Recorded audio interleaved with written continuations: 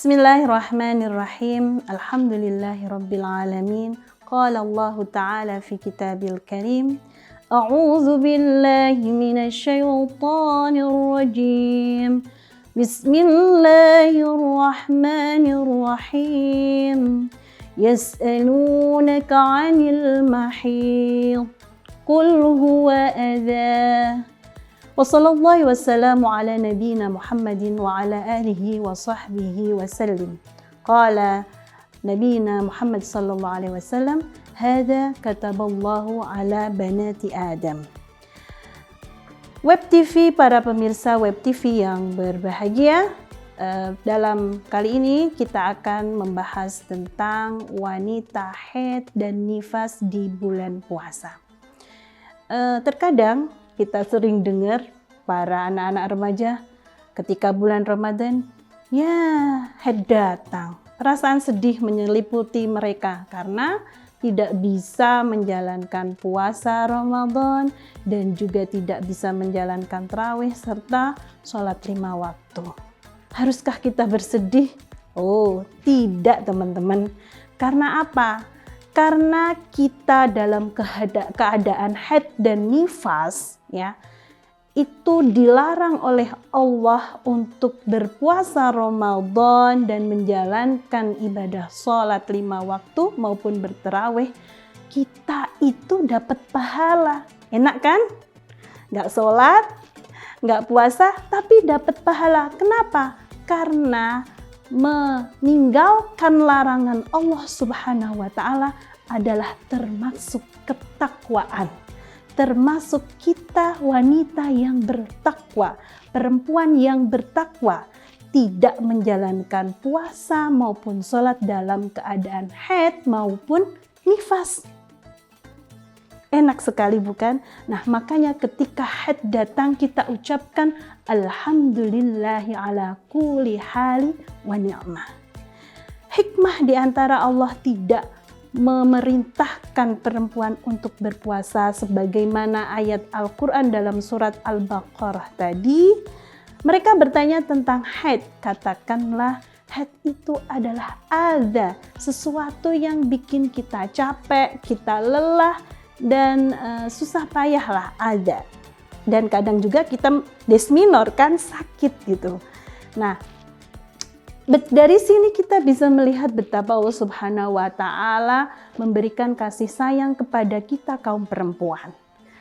Kemudian kata Nabi Muhammad SAW, seperti yang dikutip di awal, inilah sesuatu yang telah ditetapkan Allah kepada para putri-putrinya Nabi Adam, kepada perempuan. Nah, jangan sedih teman-teman. Selain sholat dan puasa kita tidak bisa melakukan, kita bisa melakukan hal-hal untuk menambah pahala,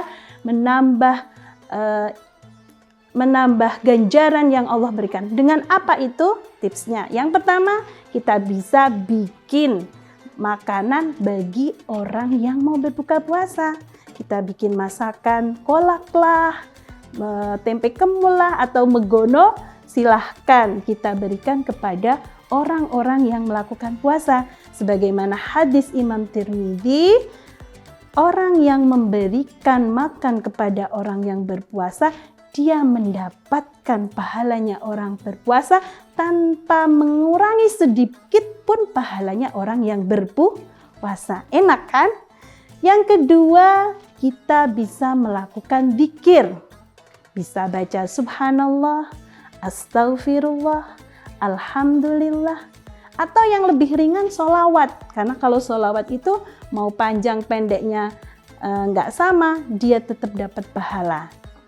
Dalam Al-Quran, ala bidzikrillahi tatmainnul qulub.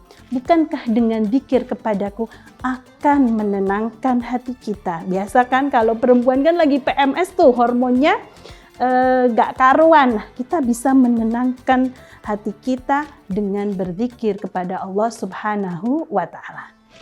Tips yang ketiga, biar kita dapat ganjaran dan pahala dan gak mau rugi di bulan Ramadan adalah kita mendengarkan orang bermurattal Al-Quran.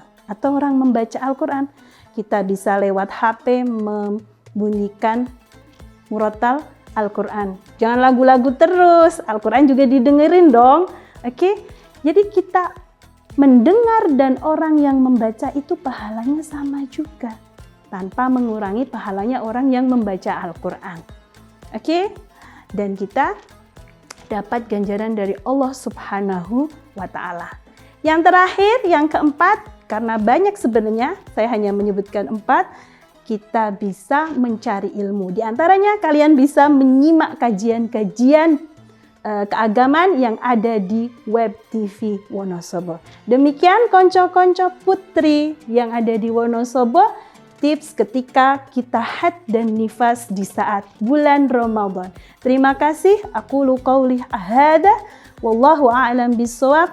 Wassalamualaikum warahmatullahi wabarakatuh.